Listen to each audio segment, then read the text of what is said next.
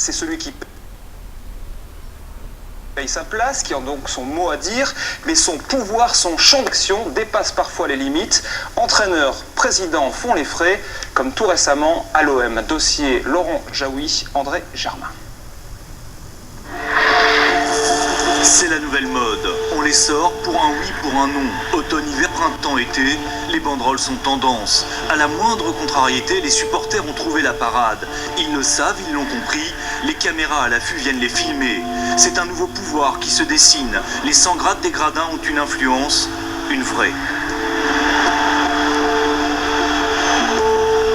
Il est marseillais d'adoption, psychiatre, médiatique, grand public.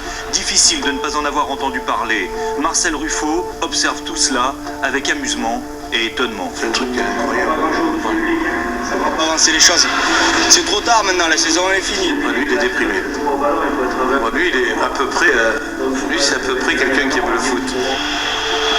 C'est un bulletin de vote maintenant, l'histoire d'entrer au stade. Je paie, donc j'ai droit. Mais en même temps, c'est plus compliqué que ça. Qu'est-ce qu'un dirigeant et qu'est-ce qu'un joueur, quoi.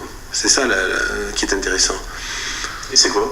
Je sais pas, moi peut-être que je suis déformé pour mon métier, mais c'est comme un ours en peluche, quoi.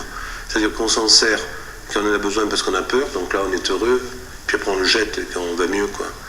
Ou quand on va mal. Tiens, il me sert à rien, maintenant je suis grand, j'ai plus besoin de toi. C'était le grand voyageur du football français. 17 saisons professionnelles, 14 clubs, 6 années passées à Paris et Marseille. Pas de problème. La pression des supporters, Xavier Gravelaine a bien connu. Quand il y a ce genre de mouvement de grève, on le sait un peu avant. On a 48 heures ou même la semaine. Les joueurs qui ont plus de difficultés que d'autres à assimiler ce genre de pression, bah, ils pensent toute la semaine. Mais pour moi, en tout cas personnellement, ça a toujours été un moteur. C'est des moments très durs à passer, mais quand après il y a la récompense et qu'après le supporter revient, les banderoles disparaissent, et ben ça vous fait franchir un cap mentalement. Certains résistent, d'autres non. Frédéric Piquion, aujourd'hui à Saint-Étienne, a beaucoup souffert à Rennes. Il est vite devenu la cible du public. Sifflé, insulte, colibé. Un soir de déprime, il s'explique violemment avec un supporter. Ses nerfs ont craqué. C'est très pesant, ça fait très très mal et quand ça dure toute la saison, c'est abominable. C'est le gros motif qui m'a fait partir de Rennes. Ouais. Faut virer Claude, c'est tout. Il a erreur de coaching, il faut rien.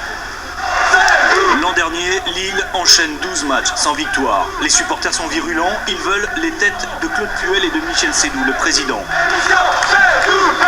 Les deux hommes tiennent bon. Un an plus tard, le LOSC est deuxième du classement. Les banderoles disparaissent. Elles impressionnent, oui, bien sûr qu'elles impressionnent. On ne peut pas dire qu'elles n'ont pas peur. D'abord, c'est comment soi-même on est construit, est-ce qu'on est sensible à ce genre de choses. Et en fonction de sa personnalité, on réagit différemment. Moi, personnellement, elles m'ont choqué par rapport à ma famille, mais pas par rapport à mon engagement. Au contraire, ça m'a donné courage. Je me suis dit, bon, si on est déjà jugé mal, est-ce qu'on peut que s'améliorer? Parc des Princes, hier soir face à Lille, justement. Le PSG ne joue pas bien, mais ce n'est pas l'essentiel pour le COP d'Auteuil. Près d'une dizaine de banderoles déployées. Dans le collimateur, le président. La loi l'oblige en effet à encadrer les déplacements de supporters. Résultat, une grosse colère, une de plus.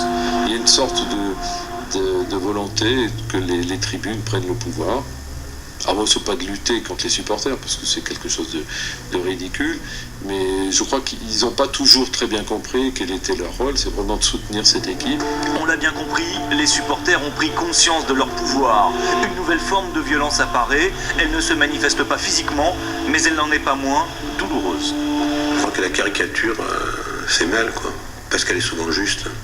La caricature, c'est quand même exagérer un trait de notre personne et ça fait mal, quoi. Je crois que la caricature peut blesser, la banderole peut tuer. L'OM m'a tué, il pourrait dire Boucher.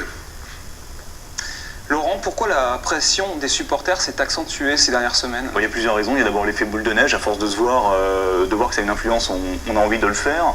Il y a également peut-être le sentiment qu'on a un réel pouvoir à exercer en achetant sa place. Et puis il y a une raison économique, il ne faut pas perdre de vue les réalités.